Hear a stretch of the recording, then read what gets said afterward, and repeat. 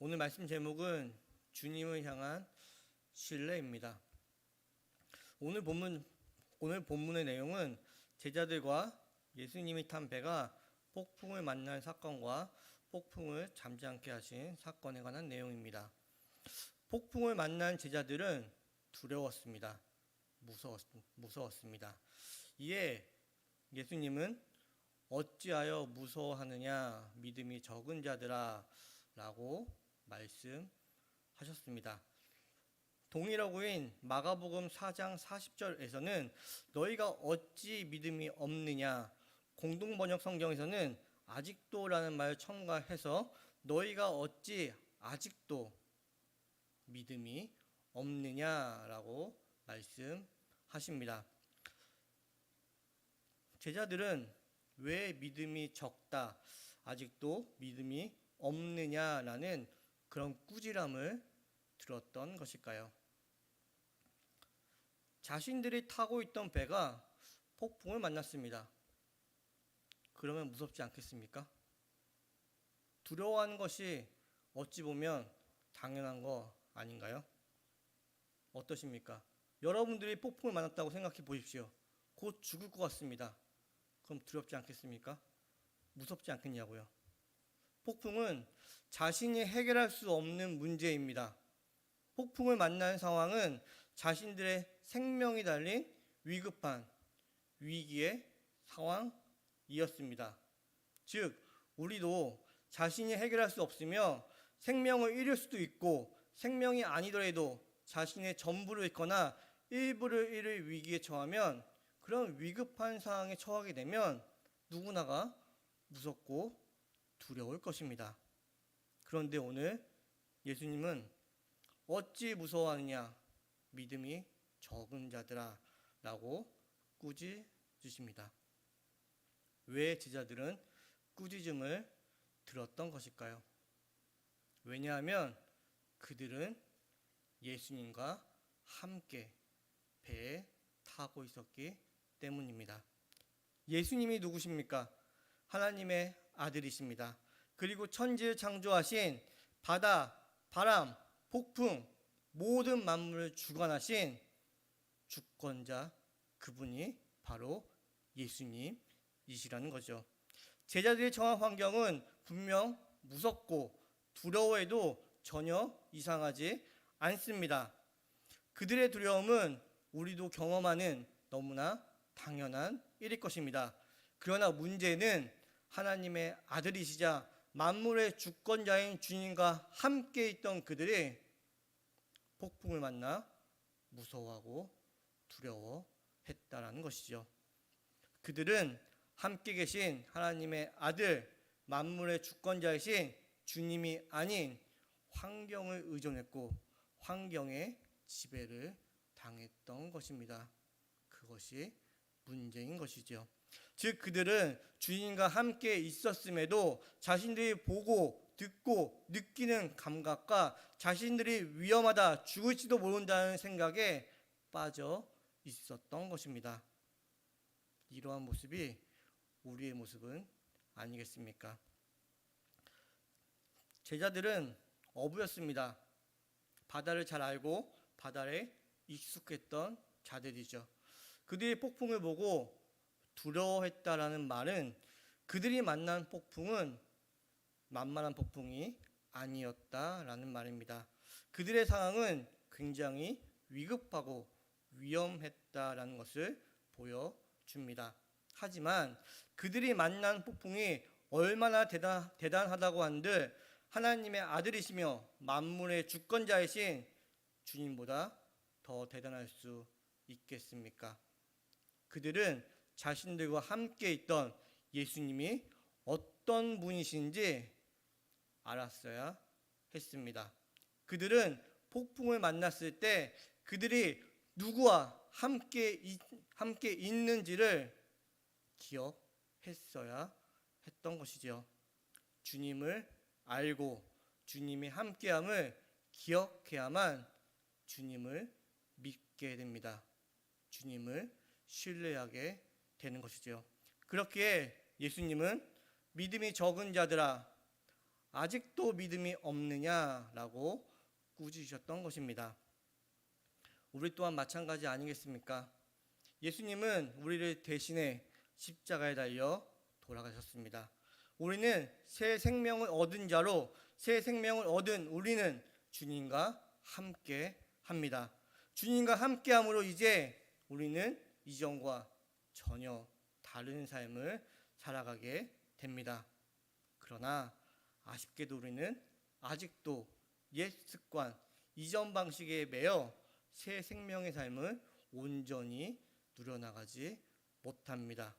이때 주님은 우리에게도 오늘 믿음이 적은 자들아 라고 말씀하실 것입니다. 우리는 종종 신앙생활을 잘해 나가는 것 같다가도 위기가 닥치고 어려움을 겪게 되면, 고난을 겪게 되면 언제 그랬냐는 듯이 옛 습관대로 환경의 지배를 받게 됩니다. 환경을 통한 두려움이 우리를 공포심에 빠뜨리고 우리에게 믿음의 확신을 앗아가고 하나님 주권에 대한 확신을 잃게 만들곤 하죠. 이때 우리는 주님이 하나님의 아들이심을, 모든 만물의 주권자이심을 알아야 합니다.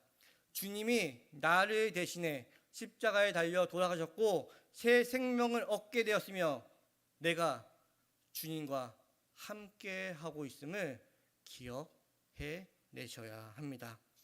알아야 하고 기억해야 합니다. 그리고 주님을 알고 기억할 때 우리는 주님을 믿게 됩니다. 그 주님을 신뢰하게 됩니다. 그래야만 우리는 환경에 의존하거나 환경에 지배받지 않게 됩니다. 그래야만 주님을 알고 주님을 기억해야만 위기의 상황과 환경에 처하더라도 우리는 새 생명, 새로운 삶을 살아갈 수 있게 됩니다. 그런데 문제가 있습니다. 제가 이 자리에서 아무리 말씀드린다고 해도 또다시 어떤 위급한 상황에 처하면, 어떤 위기의 상황에 직면하게 되면 우리는 또다시 두려움에 빠질 것입니다. 우리의 삶이란 환경과 상황에 영향을 받게 되어 있고 심지어는 환경의 지배를 받게 됩니다. 그리고 옛 습관, 이전 방식으로 위급한 환경과 상황을 극복하기 위해 여러 가지를 열심히 끊임없이 하려 할 것입니다. 이러한 삶이 우리의 삶 아니었습니까? 위기의 환경과 상황에 지배당할 때 옛 습관대로 이전 방식을 찾아 무언가를 해야만 할 것 같다는 생각이 들 때 그때 기억하시기 바랍니다. 멈추셔야 합니다. 힘드시겠지만 멈추셔야 합니다. 그때가 위급한 상황에 처했을 때 내가 무언가를 내 스스로가 해결해야 한다는 생각으로 가득 차 있을 때 그때가 멈추셔야 할 때입니다. 왜 멈춰야만 하는 것일까요? 알고 기억하기 위해 우리는 멈춰야 합니다. 세상에서는 무언가를 계속 해야 한다고 말할 것입니다. 그러나 멈추셔야 합니다. 그리고 위기의 상황, 환경을 통해 주님이 어떻게 그 역사를 만들어 가신지를 들여다 봐야 합니다. 홍해를 만난 이스라엘과 모세에게 하나님은 이렇게 말씀하십니다. 두려워하지 말고 가만히 서서 너희를 위하여 행하시는 구원을 보라 입니다. 가만히 서서 보라 입니다. 이것이 첫 단추입니다. 첫 단추는 언제나 어렵습니다. 잘 안 됩니다. 그러나 해내야 합니다. 이것을 해내야만 우리는 위기가 닥치고 폭풍과 같은 환경, 상황이 몰려왔을 때 우리는 주님이 누구신지 알아가게 됩니다. 주님과 함께하고 있는 자신을 발견하게 됩니다. 내가 알고 있는, 나와 함께하고 있는 그 주님이 그 역사를 어떻게 만들어가는지를 보게 된다라는 것이죠. 폭풍이 밀려올 때 힘들고 어려운 위기의 상황과 환경 가운데 가만히 서서 보는 것은 정말 쉽지 않습니다. 하지만 이러한 상황 가운데 주님의 역사를 보고 누릴 수 있다는 것, 주님을 알아가게 되고 주님이 함께함을 발견하게 된다는 것은 정말 놀라운 일입니다. 이러한 삶을 사는 자가 그리스도인입니다. 그리고 여러분들의 삶일 것입니다.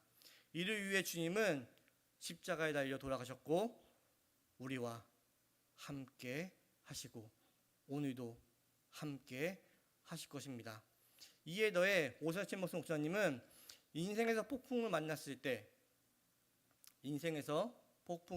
때 위기가 왔을 때 누구를 신뢰하고 있는지 자신을 되돌아보고 점검하라고 권면하십니다.